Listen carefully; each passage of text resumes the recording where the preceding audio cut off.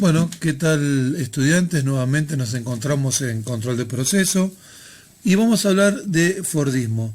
Recordemos que la semana pasada ya empezamos a dar unos primeros pasos con Taylorismo, y acá quizás en esta explicación de video no solamente vamos a ir explicando Fordismo, sino que también iremos comparando un poco con el sistema de producción taylorista. Bueno, acá en la primera página que ustedes están viendo a su izquierda en la pantalla, lo tenemos a Henry Ford, el creador de la Ford Company Motor, ¿sí? La compañía la crea en Detroit, en Estados Unidos, claramente, en Detroit, allá por 1911. No solamente estamos hablando de una época donde el automóvil había nacido hace tan solo 30 años, si nos situamos. Hay discusiones, pero podríamos decir que el primer prototipo de automóvil surge en Alemania con Karl Benz. Pero más allá de eso, porque hay discusiones con otros inventores, es la misma época, estamos hablando de inicio del siglo XX, en la segunda etapa de la revolución industrial, que surge el automóvil, ¿sí? Este motor de combustión interna. Y en el caso de Henry Ford, tenemos que decir que es un hombre de clase media alta, ¿sí? Ingeniero, y que ya sentía una pasión muy grande por esta nueva tecnología que había surgido a fines del siglo XIX, como les decía anteriormente. Y en su hobby, de alguna manera, él busca crear un automóvil. De hecho, lo va a lograr, ¿sí? Lo va a lograr. Pero simultáneamente, acá viene el punto, simultáneamente no solamente va a construir un automóvil, sino que su mirada es un automóvil de consumo popular. También tenemos que aclarar, tanto del taylorismo para las distintas fábricas, industrias, o lo que va a ser el sistema de producción fordista, prácticamente eran productos de consumo de élite, de las clases altas. Estamos hablando que el automóvil surgió hace tan solo 30 años, en el caso de este video de explicación, y los consumían las clases medias altas y las clases altas. Pero Ford desde el primer momento plantea producir en sus fábricas un automóvil que llegue a ser de consumo extremadamente masivo o popular. Eso por un lado, quería aclarar. Bueno, y acá y tenemos que ver, ¿qué es lo que hace Ford? Porque si bien ya el sistema de taylorista existía, recordemos que los dos sistemas, taylorismos y Fordismo, los dos apuntan a lo mismo, a aumentar la productividad, a mejorar la productividad en la fábrica. ¿Qué es productividad? Lo pueden ir anotando esto también. Productividad es cuando se logra producir más en menor tiempo. Si todo empresario industrial logra producir más en menor tiempo, esto es directamente proporcional a la rentabilidad o ganancia del capitalista. ¿Se entiende? Si yo logro exigir, mecanizo la producción, mejoro la calidad de los trabajadores, mejoro su productividad, los exijo y me responden, esto a mí como empresario me da mayor ganancia. Bien, otra de las cuestiones que tenemos que apuntar como algo semejante entre el taylorismo y el Fordismo es la época en la que se desarrolla, como les decía, segunda revolución industrial, principios del siglo XX, que su lógica es apuntar a la producción, a la oferta. O sea, el mercado en el sistema capitalista tiene ciclos, observen, ciclos. Pero aquí el objetivo principal es producir. El mercado va a tener momentos de que va a consumir los productos, otro momento de estabilidad, estancamiento, y vuelven momentos de consumo de los productos industriales. Y acá la lógica taylorista y la lógica fordista es de ofertar, producir, a toda costa producir. ¿Sí? Hay que llenar el mercado de productos. Bien. Vamos a hablar específicamente por qué hablamos de sistema fordista.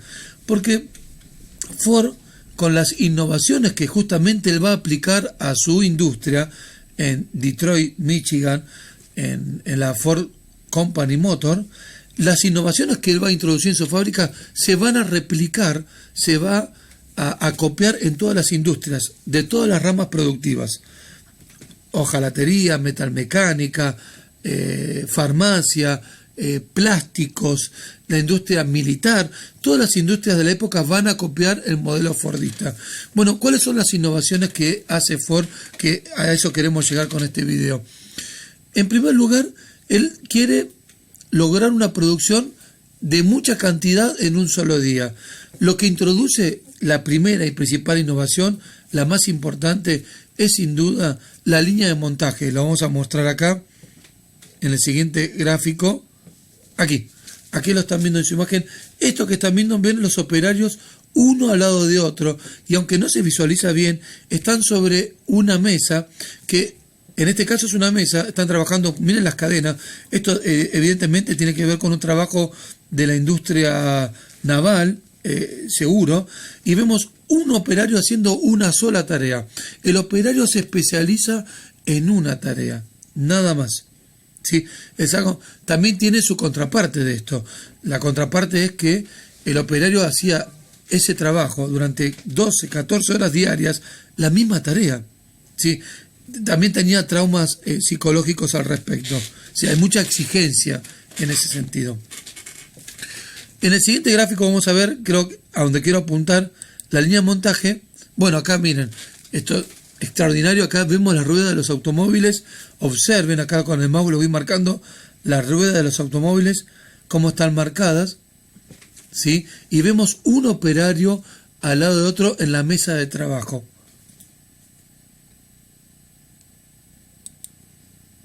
En el siguiente gráfico. Bien.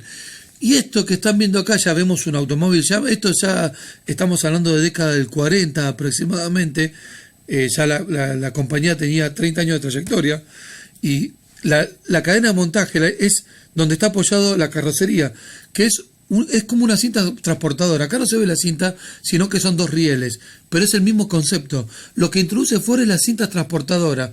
Entonces, ¿qué logra esto Ford? ¿Qué es lo que logra? Que el operario, el trabajador, no tenga que moverse de su lugar para ir a buscar la pieza, sino que la cadena, la cinta transportadora lleva la pieza, el producto donde tiene que mostrar su habilidad el operario y su trabajo, lo lleva de esta manera. Y esto nos trae otra conclusión.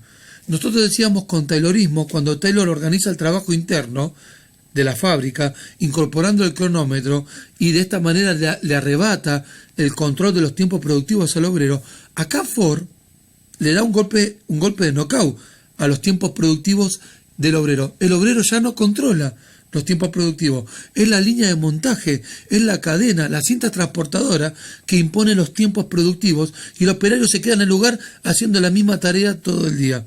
¿Sí? Entonces, esta es la gran innovación de Ford, la principal, diría. Después hay otros componentes que creo que es muy interesante, que también la compañía de Ford es la primera empresa donde empieza a utilizar, hoy es muy común, el concepto de entrevistas. ¿Sí? De entrevistas. Hoy están lo que se llama Departamento de Recursos Humanos, cuando te hacen la entrevista, tu experiencia, tu formación, tus antecedentes, tus contactos, tu forma de vivir, todo, que te preguntan. Bueno, Ford ya lo hacía con su compañía. ¿Por qué? Porque necesitaba trabajadores especiales para ciertas tareas, que se los iba a someter a mucha exigencia, y por ejemplo no tomaban trabajadores con un antecedente policial, no tomaban trabajadores con si descubrían que tenía problemas de alcohol o tabaquismo. Es increíble, pero esto ya lo hacían en la década del 20, ya tomaban este tipo de trabajador que tenía que someterse a una exigencia de trabajo en la fábrica extraordinaria. Yo creo que otra innovación que hace Ford es la compañía Ford, ¿sí?, de la época. Nosotros habíamos dicho que Taylorismo, una de las ventajas que le daba al operario era el incentivo por tanto. ¿Qué significa esto? Si el trabajador trabajaba más, producía más, se le reconocía más allá de su paga. Había un incentivo económico cuanto aumentaba su productividad. Pero esto sin duda implicaba aumentarle absolutamente mucha exigencia y rigor físico al operario. ¿Qué hace Ford? No cambia eso, pero Ford directamente, su compañía, va a dar el concepto, disculpen con mi inglés primitivo, el $5 day, que significa los $5 diarios. Para esa época, el trabajador de la empresa de Ford era el operario mejor pago de todo Estados Unidos y de toda Europa. Cuando el promedio del trabajador, de un operario en otras ramas productivas, en otras fábricas, rondaba entre los $2 y $3 diarios, Ford pagaba $5. Entonces, por eso se daba el gusto de elegir qué tipo de trabajador necesitaba en la fábrica, que lo podía seleccionar, ser muy selectivo y muy excluyente con el resto del trabajador común. Y era el que más pagaba. Entonces, esto era un incentivo, pero también el incentivo para obtener mayor productividad del operario, también era en la lógica de Ford, que a mediano plazo, o quizás largo plazo, veía potencialmente que el propio trabajador de la empresa Ford podía ser un futuro consumidor de los productos que fabricaban ellos mismos, los autos, ¿se entiende? Así que bueno, esto por un lado, el tema del concepto de la línea de montaje, la cinta transportadora, el mejor pago de la industria, el trabajo especializado, monótono del trabajador, el tipo que colocaba bulones, ¿sí? Solamente colocaba bulones. Acá en la imagen vemos a un operario que está abriendo la puerta. Supongamos que la está acomodando, la está insertando la puerta. Bueno, este operario solamente hacía eso. Solamente colocaba la puerta durante sus 12-14 horas de jornada laboral. Así que nada más. El tipo que colocaba bulones hacía eso. El que pintaba, pintaba. El que hacía la parte eléctrica, el que colocaba los vidrios, y así sucesivamente. Vamos a pasar a otra imagen. Hay muchas frases de Ford. Bueno, acá vemos una planta un poquito más moderna, claramente. No se nota, pero miren, esto que estoy marcando acá, en la primera imagen, que vean algo borroso, es una cinta transportadora, donde pasa, y miren la cadena de producción. Observen todos los operarios uno al lado de otro haciendo una sola tarea. Bueno, eso es una gran imagen. Y evidentemente están elaborando algo de mucha complejidad por la indumentaria que están utilizando. Conclusión que podemos sacar de solo ver la imagen.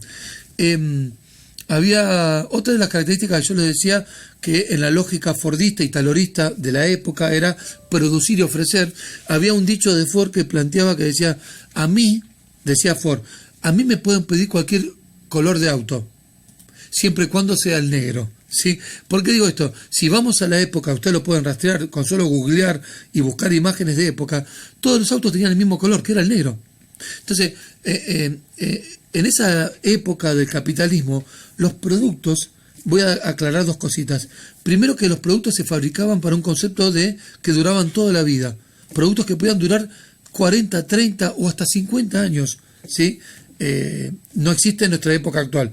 Todos los productos, todos los que nos podamos imaginar, ni hablar de los productos electrónicos, pero todos los productos tienen obsolencia, tienen una vida limitada. Esto es intencionalmente para renovar el sistema capitalista. Esto está hecho intencionalmente, pero no nos vayamos del enfoque de nuestra materia. Y los productos de la época eran todos homogéneos y estándar, absolutamente. Así eran, no había variedad. Esto va a cambiar en la década de 70, pero por el momento era estándar y homogéneos, todos iguales. Bueno, acá quiero que se detengan un minutito para ver este gráfico y observen qué bien que está planteado de cómo era acá arriba de la imagen. Observamos el operario haciendo todas las tareas, lo que tardaba en hacer un solo automóvil. Y abajo vemos el esquema del sistema de producción fordista, que es un operario especializado en una tarea, ¿sí? Lo vemos con distintos colores, ¿lo ven? Rojo, verde, violeta, marrón y celeste, son distintos operarios, y cómo la cadena va transportando el automóvil hasta que sale el ensamblado final, y observen la cantidad de automóviles al final de la hora del día comparado con el sistema anterior. Por lo tanto, la conclusión es la siguiente. Dos conclusiones y cerramos el video. Ford va a modificar a partir de su compañía el modo de producción industrial. Él cambia la forma de producir. Por eso hablamos de un sistema, porque se impone en todas las industrias. El modo de producir. Esto significa, la segunda conclusión es, ¿significa que existe en una fábrica un modelo taylorista o un modelo fordista? No, los dos modelos son complementarios. Mientras el taylorismo organiza de manera interna el trabajo de la fábrica, Ford lo que modifica es la forma de producir. ¿Cómo voy a producir este producto? ¿En qué cantidades y cómo lo voy a lograr? Entonces, esta es la aclaración con respecto a Fordismo, los principales puntos que quería. Habrá más para hablar, podemos hablarlo en clase. Espero que les sirva, queridos alumnos, y nos estamos viendo pronto en el siguiente tema, que va a ser toyotismo. Les mando un gran saludo y siguen adelante.